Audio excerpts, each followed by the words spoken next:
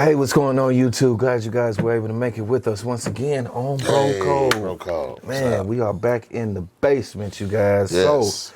So, we got this story, and lately we've been doing a lot of topics about mental health. Yeah, mental health issues. So. And, you know, sometimes this could be maybe hit you a little bit closer to home with you. And you may know somebody in your family, you may have somebody in your family that may be dealing with mental health. But I'm going to go ahead and let this clip roll, and then we're going to go ahead and discuss this one right here. The body was found inside an abandoned church, and now we know a little more about what happened. Fox 6's Spencer Tracy joins us live from the Milwaukee County Medical Examiner's office. And Spencer, you spoke today with the man's family. They say he had been there for months. 32-year-old Michael Christopher Day was a father, brother, and friend. His family tells me that he did suffer with mental health issues. They said that he has taken off before, but never expected it to come to this.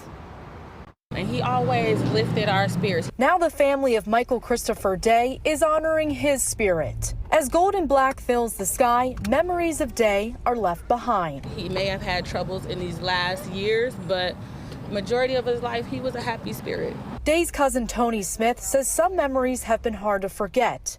The family finding closure after a big mystery has been solved. We as a family are just grateful that he was able to be found. For months, their loved one was missing. The Milwaukee County Medical Examiner's office says Day's body was found by a YouTuber filming in a Milwaukee abandoned church at MLK and Burleigh. The ME's office first posted 5 rings on Twitter in August, but it was the ME's next post that stood out to his loved ones. Savage King on his tattoos, and that would have kind of let me know something. The family says it was often hard to keep track of where Day was. When you have someone who is going through a personal struggle such as mental health, you may not always be able to touch base with that person. The ME's office says they believe Day died this past winter. There were no injuries to the body, and they couldn't determine the cause of death. His family says their love for him will never fade. We try to find. All right, bro. So here we have an issue, man, that a lot of families out here, mental health really don't affect a color or a gender or a nationality or It affects it's everybody. rampant. It's everybody. It affects everybody, bro. Yeah, yes. It's everybody, man. Yes. You know, that's why you have like such a larger suicide rate going on right now. Because, I mean, really a lot of people are really going through this and suffering. Yes. You know, this young man had been in this, you know, he'd been in there a long time. They found a skeleton. Yeah. You know, he had been in that abandoned church for a very long time. You know what I mean? And I guess I wonder, you know, because, you know, they was talking to his family and she was like, yeah, he was kind of known for, you know, stepping off a little bit, you know what I mean, straying away for a little bit, but never this long or whatnot. And I'm assuming they put out something for him, you know what I mean? They report him missing, you know, especially after 2-3 months, you know, even before that I would assume. You know what I mean? But he had been missing for a long time. Yeah. Whereas they found a skeleton. Yeah, that's pretty. You know? You know, that doesn't happen quickly. You know, Right. The thing is that, and this ain't the first time that I heard that before. People with mental illness dipping off on family, and kind of just doing their own thing in the city. Right. I don't know. How do you feel about keeping extreme tabs on a family? Basically, meaning like having to, you know, getting them a cell phone and maybe tracking it. You know what I'm saying? I absolutely. You gotta understand. Anytime you're dealing with somebody with any type of mental issues or whatnot, you gotta decide if they're a danger to themselves and or to the community. Okay. So with that, you know what I mean. There should be some type of invisible leash.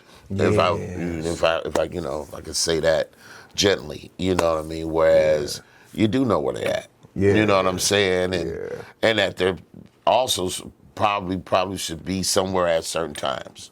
You know what I mean? You know what I mean? Because you got to remember somebody that has mental, mental problems. They don't think like a rational person do all the time. Right. They'll go way off in left field, but to them that's probably normal. You know what I'm saying? Right. So yeah, I do believe they should have, like I said, that kind of invisible leash that it can be monitored but still feel comfortable and feel normal out here, without feeling like, oh, I'm a mental patient and this and that, and they treat me like what? Yeah. You know what I mean? So and that's the crazy thing is a lot of times, see, like back in the day, what they would do if you did have a family member that did have some mental issues or what have you, back in the day, and some of y'all may know some of these stories or maybe have this in your family, but they would keep I've heard of harder leashes on them. They keep them in the house. In Most the house, of the time, they got a room upstairs in the attic, and that door don't never open. you food, all that. Yeah, you know them For stories. real, I know them stories. Yeah, that's real. So but now it's like the families are separated and divided, and so there's a lot more people just doing their own thing. Right. You know what I'm saying? And living their best life. Right. Or just their life, period. Yes.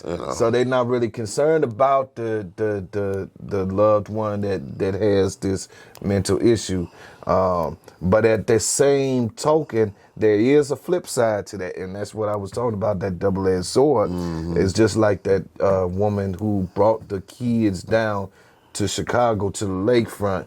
She had those mental issues. Yes. And she displayed some questionable behavior by taking the kids out of the house first time. Right. And taking the car, and heading down to Chicago and going to the lakefront. Right. The first time. So in that case situation, it's almost as if you got to push them away. Because now you got a situation that because of their mental illness, it could be a danger to you and your family. Right. But they still need help. You know what I mean? You know what I mean? I mean, it's not to say that the family members per se can help them. You know what I mean? Directly, but they can be supportive. And to any treatment that they might need, that their loved ones might need, at a facility or something like that. So good point. Yeah. Good point.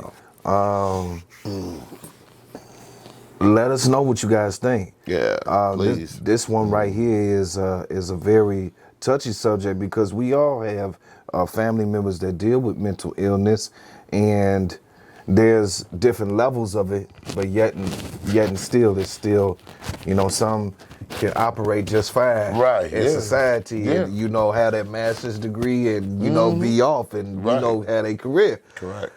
But they still dealing with some things and they call out to you sometimes, but then they push you away afterwards. So leave your comments and let us know what it is that you may deal with or that you may have seen it and dealt with in your family, or just seen other people deal with, or how would you handle this situation? Would you try to keep tracking tabs on your family members?